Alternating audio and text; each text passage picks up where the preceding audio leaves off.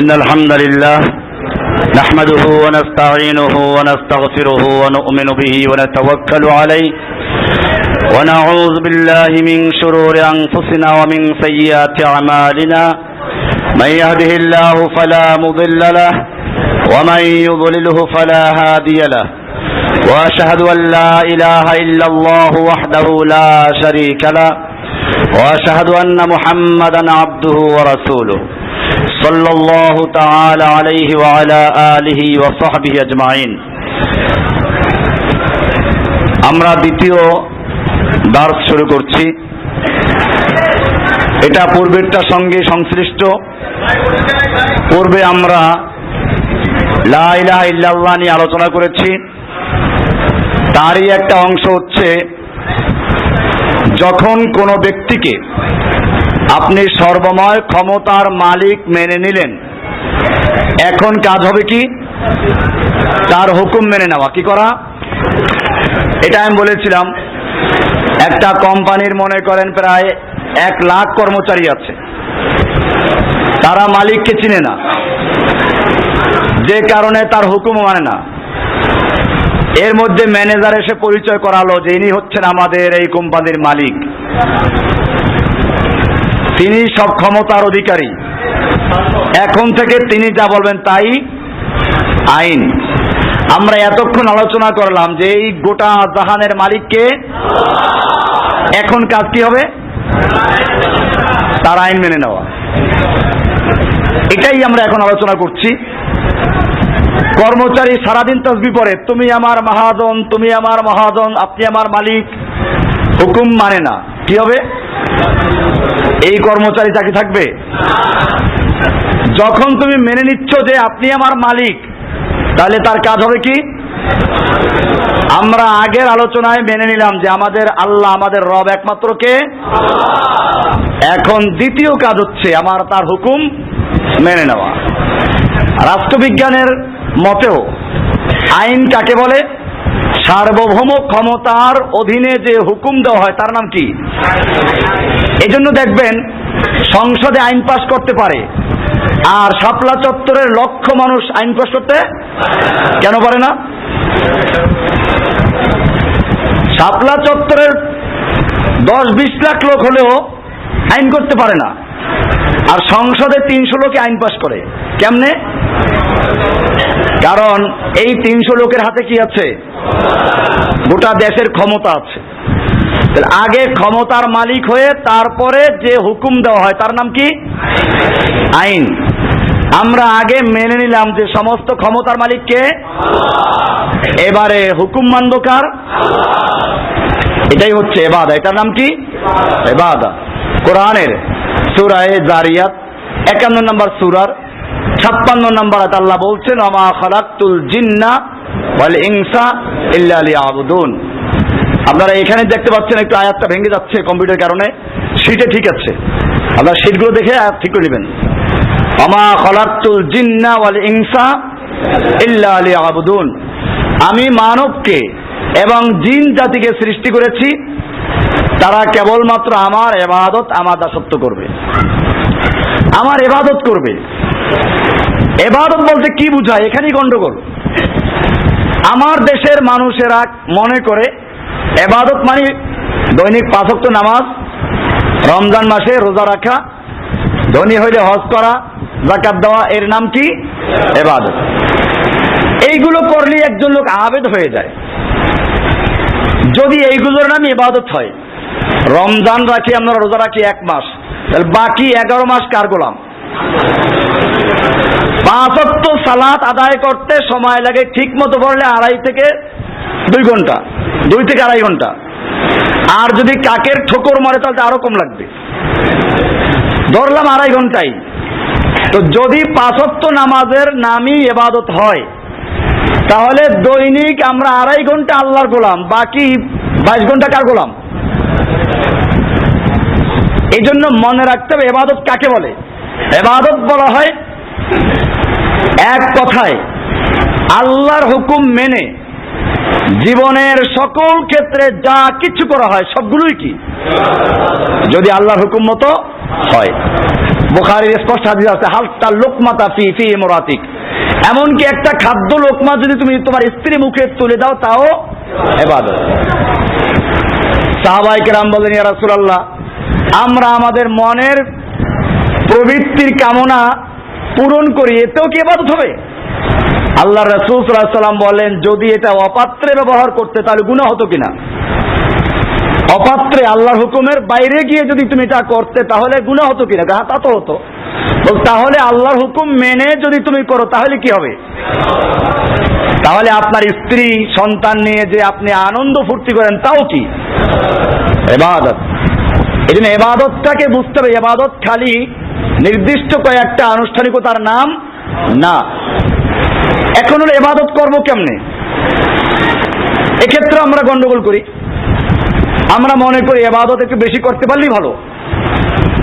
এদেশের মানুষ মনে করে অসুবিধা কি? ফরজ নামাজের পর একটা মোনাজাত করে আল্লাহুম্মা আমিন রব্বানা যালামনা, অসুবিধা কি? মোনাজাতটা না দিলে মনটা ভরে না। কিন্তু এটা জানতে হবে এটা আল্লাহর নবী শিখাইলেন কিনা, রাসূলের তরিকা আছে কিনা। এই একটা মোনাজাত দিয়ে প্রায় 100 সুন্নাহকে নষ্ট করছে এখান থেকে। আমাদের ফাঁকে ফাঁকে আমাদের ছেলেরা শোনাবে আপনাদেরকে ফরজ সালাতের পরে কি কি দোয়া আছে। আমি আর এখন বিস্তারিত বলছি না, সময় আমাদের সীমিত আছে।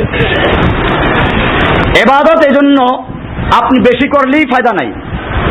আপনি যোহরের সালাত ফরজ পড়লেন 4 রাকাত, আসর পড়লেন 4 রাকাত, এশাও 4 রাকাত, মাঝখানে মাগরিব কয় রাকাত?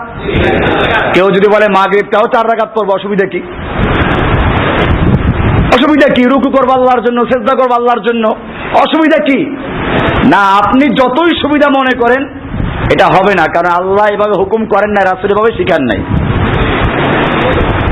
এই জন্যই কোরআনে বলা হয়েছে ওয়াত্তাবি' মা ইউহা ইলাইকা মির রাব্বিকা, সূরা আহজাব 33 নম্বর সূরার 2 নম্বর আয়াত। আল্লাহ তাআলা বলছেন ওয়াত্তাবি' মা ইউহা ইলাইকা মির রাব্বিকা, তোমার রবের পক্ষ থেকে তোমার প্রতি যা ওহী করা হয়েছে তুমি কেবলমাত্র তারই অনুসরণ করবে। অনুসরণ করো কিসের? ওহীর। সকল বিধান বাতিল করো, ওহীর বিধান কায়েম করো। ওহীর বিধান বাদ দিয়ে মানব রচিত কোনো আইন বিধান দিয়ে রাষ্ট্র পরিচালনা করার কোনো অধিকার আল্লাহ তাআলা কাউকে দেন নাই। কারণ আল্লাহ তাআলা বলেছেন সূরা আহজাব 7 নম্বর সূরার 54 নম্বর আল্লাহ বলছেন, না এটা 7 নম্বর তো না, এটা হচ্ছে 33 নম্বর সূরা। 33 নম্বর, এটা ভুল আছে এখানে। 33 নম্বর সূরার 54 নম্বর আল্লাহ বলছেন আলা লাহুল খালক ওয়াল আমরু, জেনে রাখো আলা। এটা শব্দটা কিরকম? আগের যুগের রাজা বাদশাদের দরবারে একটা ঘোষক থাকতো, হুঁশিয়ার, সাবধান।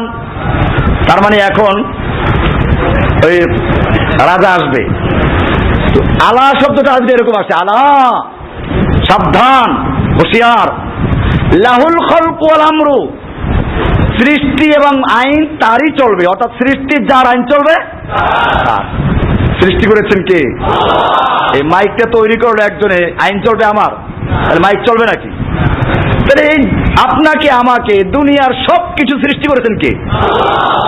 মানুষ কোনো কিছু স্রষ্টা না, উদ্ভাবক, আবিষ্কারক। এই মাইক তৈরি করলো যারা, তারা আল্লাহর সৃষ্টিকে জোড়াতালি দিয়ে কি করলো? আবিষ্কার করলো। এটার মধ্যে এই যারা করলে এটা হবে। এজন্য সৃষ্টি হচ্ছে সম্পূর্ণ কার? মানুষ একটা সরিষার দানাও তৈরি করতে পারে না আল্লাহর কোনো উপকরণ বাদ দিয়ে, পারবে? আলা লাহুল খালক ওয়াল আমরু, সৃষ্টি যার আইন চলবে তার। এরপরে আল্লাহ তাআলা ধিক্কার দিচ্ছেন যে আল্লাহর আইন বাদ দিয়ে মানুষের আইন তৈরি করছে যারা, আল্লাহ ধিক্কার দিচ্ছেন, আল্লাহ তাচ্ছিল্য করছেন। আম লাহুম শুরাকা শারাউ লাহুম মিনাদ দীন মা লাম ইয়াযাম বিহিল্লাহ, তাদের জন্য কি এমন কিছু শরীক আছে? আম লাহুম শুরাকা, এমন কিছু শরীক আছে, পীর বুজুর্গ আছে, মন্ত্রী এমপি আছে, দরগা দুর্গা আছে, খাজা গাজা আছে, ল্যাংটাওয়ালা আছে। আম লাহুম শুরাকা, কারণ আইন তৈরি করে দুই রকম লোকেরা। কয় রকম লোকেরা? এক দল হচ্ছে সংসদে বসে তৈরি করে, আর এক দল হচ্ছে খানকায় বসে।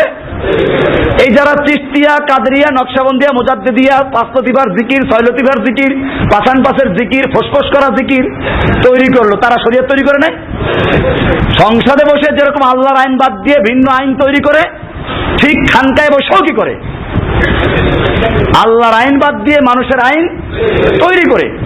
আল্লাহ তাআলা বলছেন এই ছয় লতিফার জিকির আল্লাহ নবী করেছেন? কোন সাহাবীরা করেছেন? কোরআনে আছে, হাদিস আছে? সুফিদের বইতেও লেখা আছে যে কোরআনে নাই, হাদিসে নাই, বুজুর্গরা তৈরি করেছেন। চরমায়ের বই দেখেন, বেদে মারিফাত লেখা আছে পরিষ্কার যে 6 লতিফার জিকির কোরআনে পাক ও হাদিসে পাকে নাই, তবে বুজুর্গেরা আল্লাহ পাককে পাওয়ার জন্য একটা রাস্তা হিসেবে তৈরি করেছেন। তার মানে তাহলে আল্লাহর নবী আল্লাহকে পাওয়ার রাস্তা বাতলে যান নাই। আর ওই বুজুর্গরা এই রাস্তা তৈরি করার আগে যত লোক মরে গেছে তারা কি আল্লাহকে পান নাই? আল্লাহকে তারা যেই পথে পেয়েছেন ওই পথে আমাদেরকেও পেতে হবে। মন গড়া কোন তরিকা তৈরি করে কি করা যাবে না, আল্লাহকে পাওয়া যাবে না, শয়তানকে পাওয়া যাবে। কাকে পাওয়া যাবে? ওই যে ওরা কয় না ওই আল্লাহরে দেখছে, দেখে তো কিছু একটা ঠিকই, কিন্তু কাকে দেখে? শয়তান দেখে পরিষ্কার। এটা সুফিদের বইতেও আছে। আমি এগুলো বলতে আরো সময় লাগবে, কারণ লেকচার আরো 2টা আছে, ধরে শেষ করতে হবে। ওই যে বুজুর্গেরা দেখে, কি দেখে? সুফিদের বইতে কাহিনী আছে, আব্দুল কাদের জিলানীর কাছে একবার শয়তান বড় সিংহাসন তৈরি করে আসছে, আর বলছে আব্দুল কাদের তুমি যে ইবাদত করছো আমি আল্লাহ আর সহ্য করতে পারি না, তোমাকে নেওয়ার জন্য আসে গেছে, নিজেই বোরাক নিয়ে আসছে। তো আব্দুল কাদের জিলানী নাকি বলছেন একটু অপেক্ষা করুন, ঘরের থেকে বড় লাঠি নিয়ে আসছে। যার শয়তান আল্লাহ তো এরকম কারোর জন্য সিংহাসনে নিজে আসবেন না, তো পিছানো শুরু করবেন। শয়তান পালাইল এখান থেকে, দূরে গিয়ে বলে যে আব্দুল কাদের তোমাকে তোমার ইলম বাঁচাইছে। উনি বলেন এটা তো আরেকটা শয়তানি, আমাকে আল্লাহ বাঁচিয়েছেন। তখন নাকি শয়তান বলেছে আব্দুল কাদের আজকে তুমি সত্যিই আল্লাহ তোমাকে ইবাদত করেছেন, আমি এই কৌশলে ইতিপূর্বে তোমার মতো 39 জনকে বিভ্রান্ত করেছি। তাহলে ওই সময় যদি 39 জনকে বিভ্রান্ত করে কাদের কাছে 40 জন হয়ে আসে আব্দুল কাদের কাছে, তাহলে এরপরে তো শয়তান মরে নাই, শয়তান এখনো আছে না? তাহলে এদের কাছে কারা আসে? সুফিদের বই থেকেই দলিল প্রমাণ পেশ করা যাবে যে সব জায়গায় কে আসে? শয়তান আসে। এই জন্য মনে রাখতে হবে, আল্লাহ তাআলা বলছেন আমলাহুম শুরাকাউ, তাদেরকে এমন কোন শরীক আর দেবদেবী আছে, এমন কোন বুজুর্গ আছে শারাউ লাহুম মিনাদ দীনে মা লাম ইয়াযাম বিহিল্লাহ, যে তারা আল্লাহ যা অনুমোদন করেন নাই এমন আইন বিধান তসবিহ তাহলিল ওজিফা তরিকা তৈরি করে দিচ্ছে। এরকম তৈরি করে কয় জায়গায়? 2 জায়গায়। কয় জায়গায়? কোথায় কোথায়? সংসদে আর খানকা। এটা মনে রাখবেন। আল্লাহ বলেন শারাউ লাহুম মিনাদ দীন, তাদের জন্য দিনের বিধান দিয়েছে যার অনুমতি মা লাম ইয়াযাম বিহিল্লাহ, যা আল্লাহ অনুমোদন দেন নাই। এরপর আল্লাহ বলছেন আলাউলা কালিমাতুল ফাসল, যদি ফয়সালার চূড়ান্ত ঘোষণা না থাকতো লাকুদিয়া বাইনাহুম, তাহলে অবশ্যই তাদের মধ্যে ফয়সালা করে দেওয়া হতো। অর্থাৎ আল্লাহ তাআলা হুমকি দিলেন সব শেষ করে দেওয়া হতো।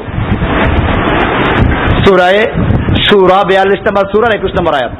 আর আগে আল্লাহ বলছেন আল্লাহু ইয়াহকুমু লা মুআক্কিবা লিহুকমিহি, আল্লাহ বিধান দেন, আল্লাহর বিধানকে মুআক্কিব কেউ নেই, পশ্চাতে ফেলে দেওয়া, পিছনে ফেলে দেওয়া, আল্লাহর আইনটাকে পিছনে রেখে দিয়ে বিকল্প আইন তৈরি করে চালু করে দেওয়ার অধিকার আল্লাহ কাউকে। এটা কোন আয়াত? সূরা রাদ 13 নম্বর সূরার 41 নম্বর আয়াত। এমনি ভাবে আল্লাহ সুবহানাহু ওয়া তাআলা এই কোরআনটা দিয়েছেন একটা আইনের কিতাব হিসেবে। কোরআনে পরিষ্কার বলা আছে এই কোরআন দিয়ে দেশ চলবে, এই কোরআন দিয়ে শাসন চলবে। কোরআনের সূরা নিসা 4 নম্বর সূরার 105 নম্বর আল্লাহ বলছেন ইন্না আনজালনা ইলাইকুমুল কিতাবা, নিশ্চয় আমি তোমাদের উপরে কিতাব নাযিল করেছি বিল হককে, যথাযথভাবে।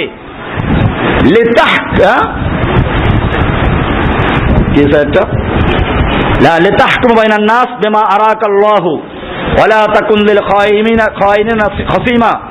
আল্লাহ তাআলা বলছেন ইন্না আনজালনা ইলাইকুমুল কিতাবা বিল হককে লিতাহকুমু বাইনান নাস, যাতে করে আপনি মানুষের মধ্যে বিচার ফয়সালা করতে পারেন সে অনুযায়ী যেটা আল্লাহ আপনাকে দেখিয়েছেন। বিমা আরাকাল্লাহ, আল্লাহ আপনাকে কোরআনের মাধ্যমে যে আইন বিধান দিয়েছেন, যে বিচার ফয়সালার পদ্ধতি দিয়েছেন, এইভাবে বিচার ফয়সালা করার জন্য আল্লাহ আপনাকে হুকুম দিয়েছেন কোরআন। এই কোরআন দিয়েছেন কিসের জন্য? লিতাহকুমা বাইনান নাস, মানুষের মধ্যে বিচার ফয়সালা করার জন্য। পরিষ্কার। এরপরে বলছেন ওয়ালা তাকুন লিল খায়িনিনা খাসিমা, আপনি খেয়ানতকারীদের পক্ষে বিতর্কের হবেন না, যারা আল্লাহকে বাতিল করে খেয়ানত করেছে, আল্লাহর আমানত যারা খেয়ানত করেছে এদের পক্ষে কথা বলবেন না, ওকালতি করবেন না। তাহলে যারা আল্লাহর আইনের পরিবর্তে আইন তৈরি করে, এই আইন দিয়ে যারা বিচার করে এবং ওই আইনের পক্ষে যারা ওকালতি করে, এই তিন প্রকারের লোক কোথায় গেল? আমাদের উপরে ক্ষিপ্ত হয়ে লাভ নেই, বরং তাদের কোরআনের এই আয়াতটাকে গবেষণা করা উচিত যদি মুসলিম হয়েছে।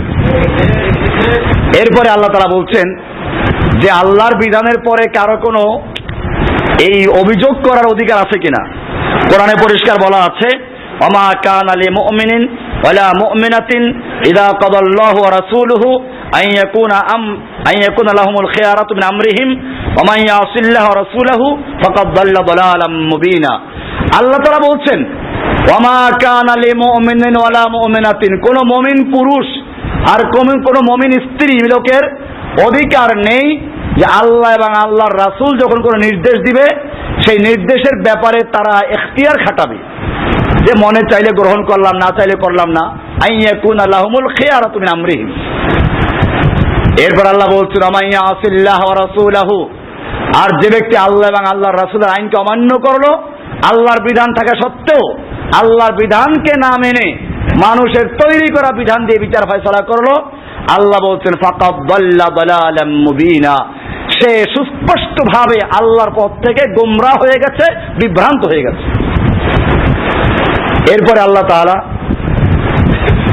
একদল মানুষ সম্পর্কে বলেছেন যে এই লোকগুলো দাবি করে আল্লাহকে মানি অথচ তারা মুমিন না। এরা কারা? সূরা বাকারার 2 নম্বর সূরার 8 নম্বর আল্লাহ বলছেন, ওয়ামিনান নাসি মান ইয়াকুলু আমান্না বিল্লাহি ওয়া বিল ইয়াউমিল আখির ওয়া মা হুম বিমুমিনিন। মানুষের মধ্যে একদল মানুষ এরকম আছে যারা বলে আমরা আল্লাহকে বিশ্বাস করি, পরকালে বিশ্বাস করি। আল্লাহ বলছেন ওয়া মা হুম বিমুমিনিন, খবরদার তারা মুমিন নয়। তারা তাহলে কি? তারা মুনাফিক।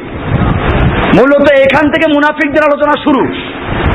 আপনারা আশ্চর্য হবেন, কোরআনের সূরা বাকারা ফাতিহার পরেই যে লম্বা সূরাটা, এই সূরার শুরুতেই আল্লাহ মানুষকে 3টা ভাগে ভাগ করেছেন। যদিও মানুষের মূল ভাগ 2 ভাগ। কয় ভাগ? একটা দল কাফের, একটা দল মুমিন। কিন্তু মাঝখানে আরেক দল লোক আছে বাহ্যিকভাবে, এরা বাহ্যিকভাবে মুমিন, ভিতরে কাফের। এই জন্য আল্লাহ তাআলা মানুষের পরিচয় দিয়েছেন। অনেকে জিজ্ঞেস করে যে প্রত্যেকটা বইয়ের তো একটা আলোচ্য বিষয় থাকে, মানুষের কোরআনের আলোচ্য বিষয়টা কি? কোরআন যেটা কিতাবের আলোচ্য বিষয় কি? ডাক্তারি বিদ্যার আলোচ্য বিষয় কি? মানুষের দেহ। এটা নিয়ে তারা গবেষণা করে। এরকম ভাবে যারা দর্জি বিজ্ঞান শিখে তাদের আলোচ্য বিষয় কি? মানুষের পোশাক। এরকম কোরআনের আলোচ্য বিষয়টা কি? কোরআনের আলোচ্য বিষয় মানুষ, মানুষের কল্যাণ, মানুষের অকল্যাণ, মানুষের পরকালী মুক্তি, দেহকালীন মুক্তি, মানুষের সুস্থতা অসুস্থতা, এই সব নিয়ে আলোচনা করেছে কোরআনের ভিতরে, মানুষের দিক নির্দেশনা দেওয়া। তো এই জন্য আল্লাহ তাআলা শুরুতেই মানুষের পরিচয় দিয়েছেন। প্রথমে হুদাল্লিল মুত্তাকিন থেকে মুত্তাকিনদের পরিচয় দিলেন 5টা আয়াতে। কয়টা আয়াতে? এরপরে ইন্নাল্লাযিনা কাফারু থেকে শুরু করে 2টা আয়াত হচ্ছে কাফেরদের সম্পর্কে। কাদের সম্পর্কে? কাফেরদের সম্পর্কে। কয়টা আয়াত? 5 আর 2 কত গেল? 7। 8 নম্বর আয়াত থেকে শুরু হলো আরেক প্রকার লোকের আলোচনা, যে লোকগুলো না মুত্তাকিন না কাফের। বাহ্যিকভাবে দেখলে মনে হয় মুত্তাকিন, বুজুর্গ, আবার ভিতরগতভাবে সে কি? এদেরকে বলা হয় মুনাফিক। কি বলে এদেরকে? এদের আলোচনা 8 নম্বর আয়াত থেকে শুরু হয়েছে, ওয়ামিনান নাসি মান ইয়াকুলু আমান্না বিল্লাহি ওয়া বিল ইয়াউমিল আখির ওয়া মা হুম বিমুমিনিন। মানুষের মধ্যে একদল মানুষ এরকম আছে যারা বলে আমরা ঈমান এনেছি আল্লাহর প্রতি, ঈমান এনেছি পরকালের প্রতি, আমরা পাকা মুমিন, আমরা নামাজ না পড়লে কি ঈমানটা ঠিক আছে? নামাজ না পড়লে কি ঈমান? আরে ভাই, নামাজ আর ঈমান থাকে না, আমার ঈমানই থাকে না। সূরা বাকারা 8 নম্বর আয়াত আল্লাহ বলছেন ওয়া মা হুম বিমুমিনিন, এই লোকগুলো মুমিন নয়। এরা কি তাহলে? এইখান থেকে 13টা আয়াত। কয়টা আয়াত? চিন্তা করছেন, কাফেরদের জন্য কয়টা আয়াত আর মুনাফিকের জন্য কয়টা আয়াত? 13টা আয়াত নাযিল করেছেন। তাহলে মুনাফিক মারাত্মক বেশি না কাফের বেশি? কোরআনে কাফেরুন নামে একটা সূরা আছে আর মুনাফিকুন নামে একটা সূরা আছে। সূরায়ে কাফেরুন মাত্র 2 লাইন, কুল ইয়া আইয়ুহাল কাফিরুন। আর সূরা মুনাফিকুন দেয়ার পৃষ্ঠাব্যাপী। কাফেরের জন্য বলা হয় না জাহান্নামের সর্বনিম্ন স্তর, মুনাফিকের জন্য বলা হয়েছে ইন্নাল মুনাফিকিনা ফি দারকিল আসফালি মিনান নার। যে মুনাফিক জাহান্নামের সর্বনিম্ন স্তরে চলে যাবে। আর মুনাফিকের সর্বপ্রথম গুণ হচ্ছে যে হাদ্দাসা কাযাবা, কথা বলে মিথ্যা বলে, কথা বলে আমরা মুমিন, আল্লাহর আইন মানে না। এটা কি? আপনারা তো বলছেন মুনাফিক মানে মিথ্যা কথা বলে যে লেনদেনের মধ্যে, ওইটা না। সবচেয়ে বড় মুনাফিক কোনটা? যে বললো লা ইলাহা ইল্লাল্লাহ, আল্লাহ ছাড়া কিচ্ছু মানি না, আর আল্লাহর বিধান মানতে রাজি না। এগুলো কি? এটা বুঝতে হবে, এটা গভীর বিষয়। এটা আল্লাহ তাআলা এরপরে বলছেন যে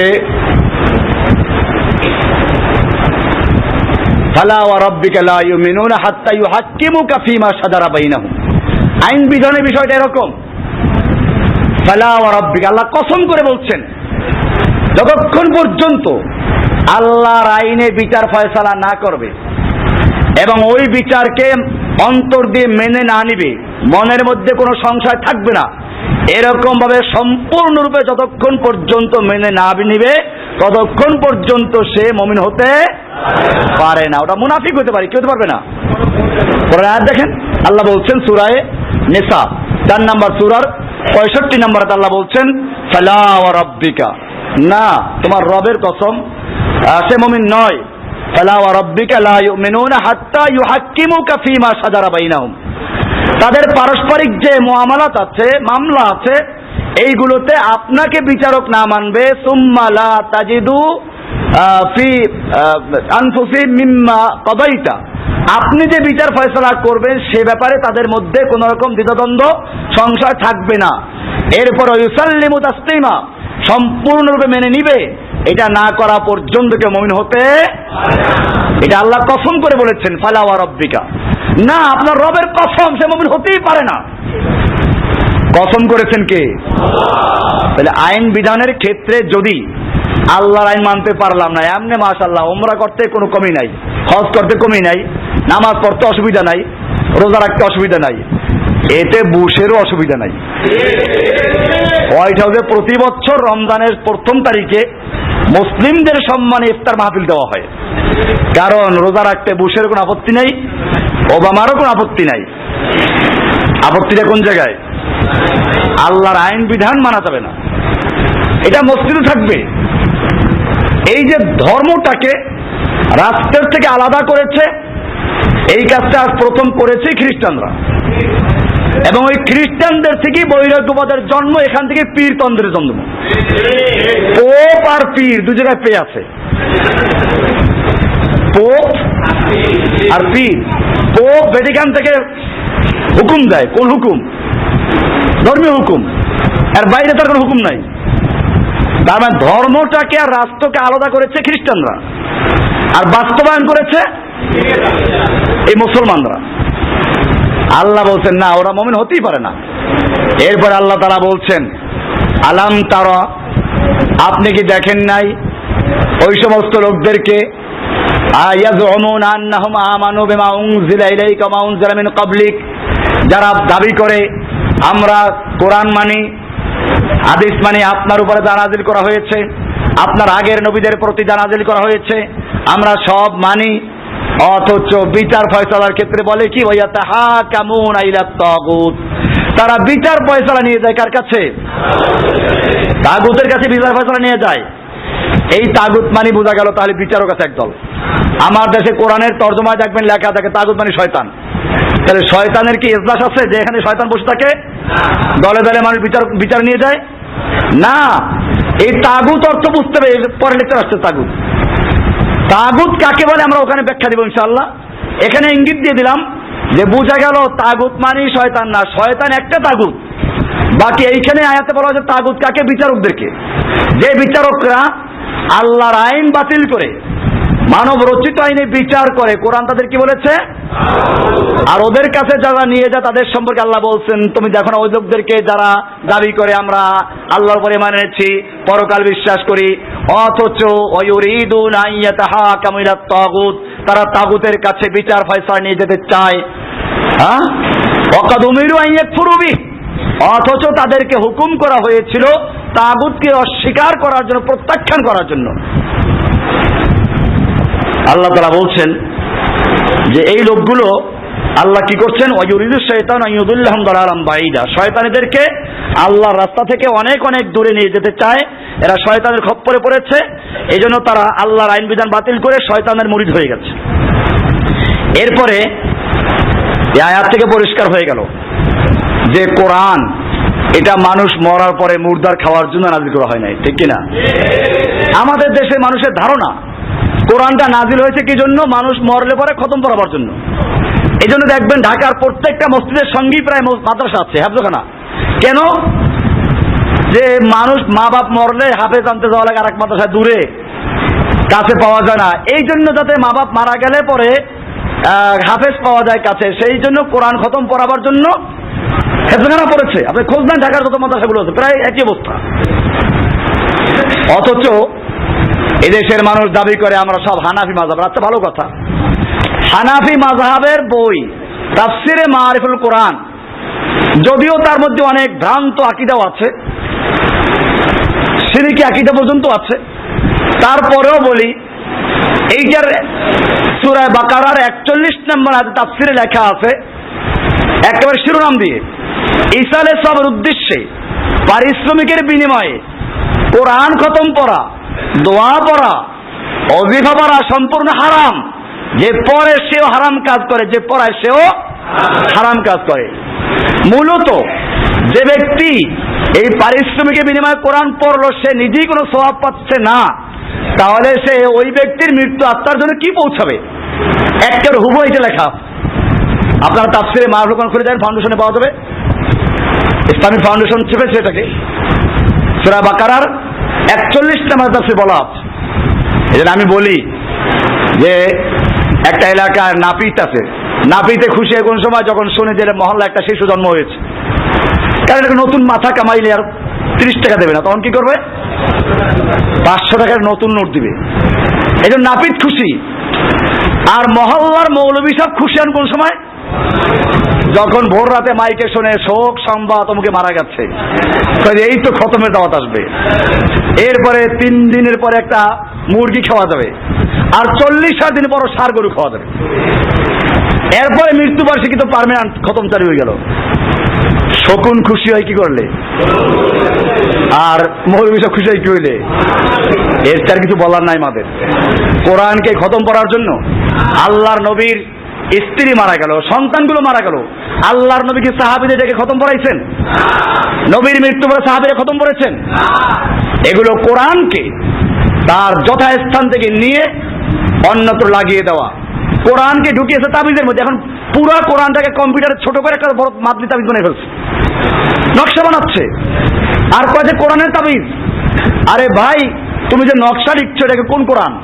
786 বিসমিল্লাহ, সূরা ফাতিহার নকশা, বাকারা নকশা।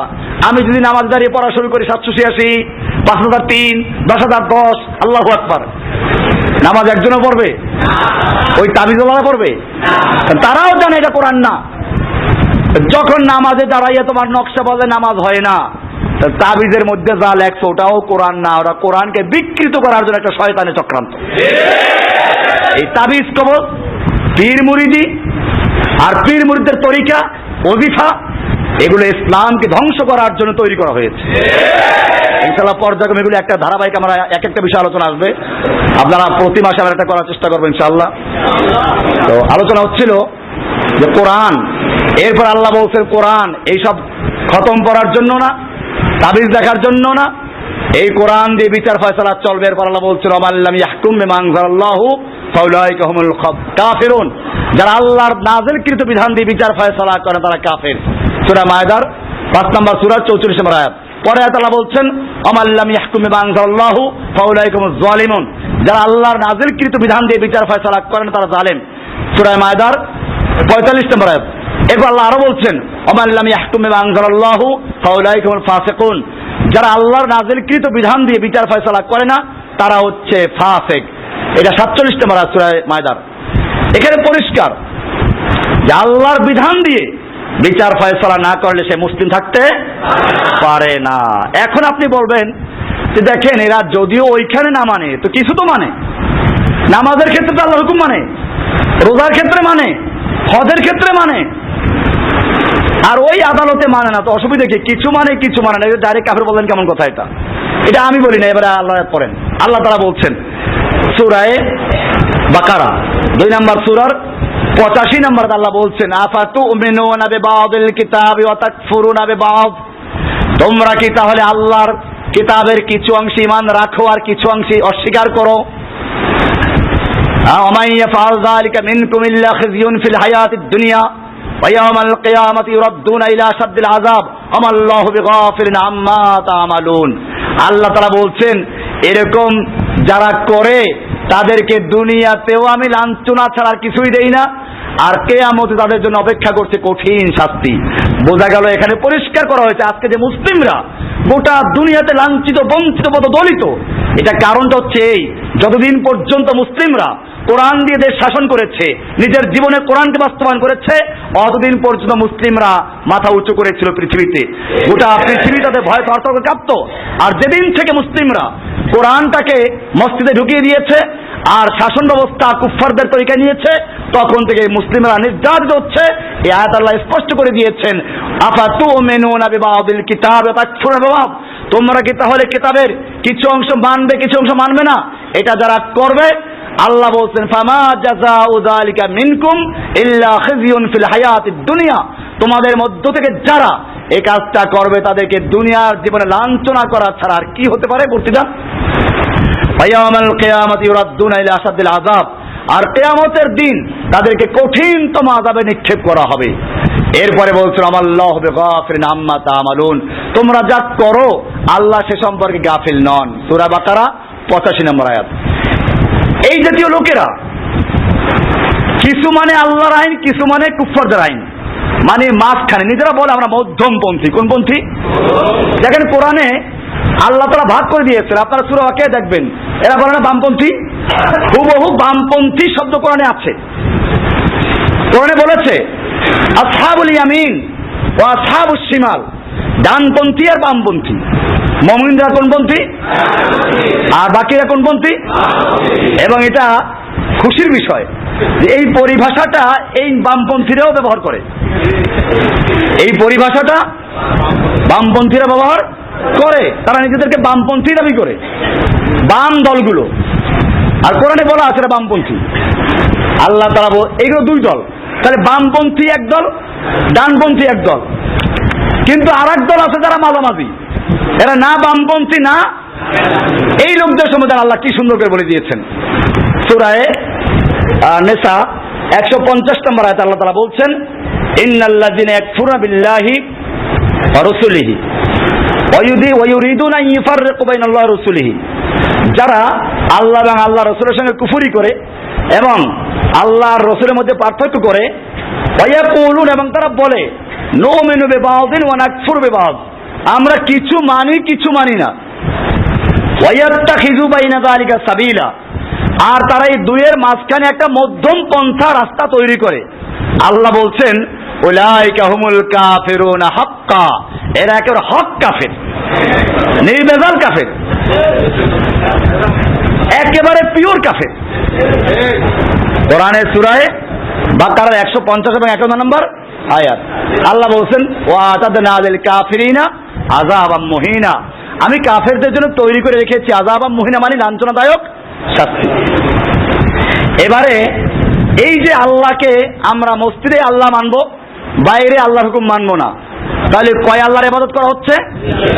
আমরা ইবাদত পরিষ্কার করে দিয়েছি ইবাদত কি জিনিস। এখন যখন দুই জায়গায় দুইজনের বিধান মানা হচ্ছে, আল্লাহ কজন হয়ে যাচ্ছে? দেখেন আল্লাহর কালাম কি সমৃদ্ধ। আল্লাহ তাআলা পরিষ্কার বলছেন ওয়াকাল আল্লাহু লা তাত্তাখিযু ইলাহাইন ইসনাইন ইন্নামা হুয়া ইলাহুন ওয়াহিদ। ওয়াকাল আল্লাহু, আর আল্লাহ বলছেন লা তাত্তাখিযু ইলাহাইন ইসনাইন, তোমরা দুই ইলাহ গ্রহণ করো না, ইন্নামা হুয়া ইলাহুন ওয়াহিদ, তিনি তো এক ইল্লাহ। আল্লাহ কয়জন? দুই আল্লাহ মানতে পারবা না। মসজিদে আল্লাহ একজন, ব্যাংকে আর একজন, মসজিদে একজন, আদালতে আর একজন, মসজিদে একজন, সংসদে আর একজন, মসজিদে একজন, বঙ্গভবনে আর একজন, মসজিদে একজন, জনভবনে একজন। মসজিদে এক আল্লাহর হুকুম চলবে, রাষ্ট্রতে আল্লাহর হুকুম আর হুকুম চলবে, পররাষ্ট্রতে এক আল্লাহর, আর মসজিদের নীতি আর এক আল্লাহর, লা ওয়াকাল আল্লাহু লা তাত্তাখিযু ইলাহাইন ইসনাইন, তোমরা দুই আল্লাহর ইবাদত করো না, ইন্নামা হুয়া ইলাহু ওয়াহিদ, আল্লাহ কয়জন? এক আল্লাহর ইবাদত চলবে মসজিদেও, ব্যাংকেও, আদালতেও, সংসদেও, গণভবনে, এক কথায় পাকের ঘর থেকে শুরু, রান্নাঘর থেকে শুরু করে কোন পর্যন্ত? সংসদ পর্যন্ত হুকুম চলবে কার? আল্লাহর হুকুম চলবে। সূরা নাহাল 16 নম্বর সূরার 51 নম্বর আয়াত। এজন্য এবারে প্রকৃত মুমিন কারা? প্রকৃত মুমিন তারাই যারা তার ব্যক্তি জীবনে, পারিবারিক জীবনে, সামাজিক জীবনে, রাষ্ট্রীয় জীবনে, আন্তর্জাতিক জীবনে, অর্থাৎ জীবনের সকল ক্ষেত্রে আনুগত্য করে কার? এক আল্লাহর হুকুম মানে এক আল্লাহ দাসত্ব করে, তারাই হচ্ছে কি মুমিন। কোরআনের সূরা আনআম 6 নম্বর সূরার 162 নম্বর আল্লাহ বলছেন, কুল ইন্না সালাতি ওয়া নুসুকি ওয়া মাহইয়ায়া ওয়া মামাতি লিল্লাহি রাব্বিল আলামিন। বলো, কুল, প্রত্যেকটা মুমিনকে আল্লাহ বলেন কুল বলো, ইন্না সালাতি ওয়া নুসুকি, নিশ্চয় আমার সালাত, আমার কোরবানি, মাহইয়ায়া আমার জীবন, মামাতি আমার মরণ, সব কিছু লিল্লাহি রাব্বিল আলামিন, এক আল্লাহর জন্য, যিনি গোটা জগৎ সমূহের রব। কার জন্য? আমার জীবনের ভালোবাসা সব কার জন্য? এটা ক্লিয়ার। আমি যদি কোনো ভাইকে ভালোবাসি, কার জন্য ভালোবাসবো? আমার বাপকে ভালোবাসবো কার জন্য? আল্লাহর জন্য। আল্লাহ ভালোবাসতে বলেছেন। আমি আমার মাকে ভালোবাসবো কার জন্য? আমার সন্তানকে ভালোবাসবো কার জন্য? এমনি ভাবে আমার স্ত্রীকে ভালোবাসবো কার জন্য? সকল ভালোবাসার কেন্দ্রকে আল্লাহ যাদেরকে ভালোবাসতে বলেছেন তাদেরকে ভালোবাসবো আল্লাহর জন্য। কার জন্য? আর আল্লাহ যাদেরকে ঘৃণা করতে বলেছেন তাদেরকে ঘৃণা করবো কার জন্য? এটাই হচ্ছে ইবাদত। এটাই কি? এই জন্য এই লেকচারের আলোচ্য বিষয় ছিল কি? সকল বিধান বাতিল করো। আপনারা যারা সিটটা পরে পেয়েছেন, এরা পরে সিট পায় না, নিয়ে নেবেন সিটগুলো। খুব গুরুত্বপূর্ণ বিষয়টা। এই বিষয়ে যতগুলো গুরুত্বপূর্ণ আয়াত আছে আমরা সবই এক জায়গায় জমা করে দিয়েছি। এর ব্যাখ্যা কম, আয়াতগুলো দেওয়া হয়েছে যাতে আপনারা দাওয়াতের কাজ করতে পারেন। আজকে এই লেকচার কোনো ওয়াজ মাহফিল না, এটা দায়ীদের একটা প্রশিক্ষণ। ইনশাআল্লাহ আপনারা যেভাবে সাড়া দিয়েছেন, সামনের দিকে আমরা এভাবে চেষ্টা করব। তো যদি আপনারা এরকম ভাবে দাওয়াতের কাজ করেন, আপনারা দাওয়াতের কাজ করতে যোদ্ধার জন্য অস্ত্র লাগবে না? যুদ্ধ করতে কোনো অস্ত্র নাই, কেমনে চলবে? আপনারা দাওয়াতের ময়দানের যোদ্ধা, আপনাদের অস্ত্র এগুলো। অস্ত্র এগুলো অস্ত্র দেওয়া হচ্ছে আপনাদেরকে, নিজে মুখস্থ করবেন, পড়বেন। এবারে যেভাবে বলা হলো এভাবে বলার যোগ্যতা অর্জন করেন, তাহলে ইনশাআল্লাহ এই বাংলাদেশে এই কজন লোক লাগবে না ইনশাআল্লাহ একটা বিপ্লব তৈরি করতে। ইনশাআল্লাহ, ঠিক কিনা? ইনশাআল্লাহ। তো অনেক লোক, আমরা তো মনে, আমাকে পুলিশরা জিজ্ঞেস করে কতজন লোক হতে পারে, আমি ধর 200-300 লোক হতে পারে। তো এখন তো লোক হয়ে গেছে অনেক বেশি। প্রশাসনের লোকজন এখানে আছে, গোয়েন্দা বিভাগের লোকজন আছে, পোশাকে আছে, বিনা পোশাকে, সব রকমই আছে। অসুবিধা নেই, আমরা সবাইকে দাওয়াত দিচ্ছি। আমরা কি এখানে কোনো কি করছি, এমন কোনো কথা বলেছি যে কথা কোরআন হাদিসে নেই? কেন ওনাদেরকে দাওয়াত দিচ্ছি। আমি ওদেরকে বলেছি যে আজকে আমাদের এখানে মাশাআল্লাহ গরুর ব্যবস্থা আছে একটা, তো আমাদের খাওয়ার দাওয়াত আছে, আপনারা থাকবেন ইনশাআল্লাহ। তো এখন আমরা দ্বিতীয় লেকচার শেষ করলাম, এখন 15 মিনিটের বিরতি আছে। ঠিক আমরা এরপরে লেকচার শুরু করব 11:30 মিনিটে। এই 10-15 মিনিটে আপনারা একটু সুযোগ পাচ্ছেন, কারো পেশাব করা যেতে পারবেন, কিন্তু দূরে যাবেন না। আরেকটা কথা বলে দিই, আপনারা যারা এখানে এসেছেন এইখান থেকে বাইরে ঘোরাফেরা করবেন না, কারণ আমাদের বিরুদ্ধে লোক আছে, ওই বাইরের থেকে তুমি ধরে নিয়ে যাবে, পুলিশে নিয়ে যাবে, বা যখন নিয়ে যাবে তো পরে তারা একটা অস্ত্র দিয়ে মামলা দিয়ে দিল। গত সপ্তাহে হয়েছিল, গত আগের প্রোগ্রামে কিছু ভাইরা ওখানে ঘোরাফেরা করতেছিল, তো তাদেরকে পুলিশ ধরে নিয়ে গেছে, ঝামেলা হয়। আপনারা মনে রাখবেন যে একটা ভালো কাজ যেখানে শুরু হয় সেখানে তার বিরুদ্ধে শয়তান। আজকের এই প্রোগ্রামটা নিয়ে পত্রপত্রিকা দেখেন না কি লিখছিল, যুগান্তর পত্রিকা, তারপরে ওই যে কি বাংলাদেশ প্রতিদিনের পত্রিকা আছে, কি মারাত্মক লেখাই না লেখলো, টিভিতেও প্রচার করেছে। আলহামদুলিল্লাহ, আল্লাহ তাআলা অমাকার ওমাকার আল্লাহ, আল্লাহু খায়রুল।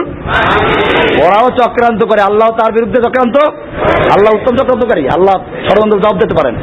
ওদের এটা আমাদের দাওয়াতের কাজে সহায়তা হয়েছে। তো আল্লাহ তাআলা আমাদের তৌফিক দান করুন। আপনাদের মধ্যে এখন একটু বিস্কুটের ব্যবস্থা ছিল, পানি বিস্কুট আপনারা খান, ঠিক আমরা 11:30 আবার প্রোগ্রাম শুরু করবো ইনশাআল্লাহ। প্রত্যেকটা লেকচার খুব গুরুত্বপূর্ণ, কেউ সরবেন না ইনশাআল্লাহ, প্রত্যেকটা বিষয় খুব জরুরি বিষয়। আসসালামু আলাইকুম ওয়া রাহমাতুল্লাহি ওয়া বারাকাতুহু।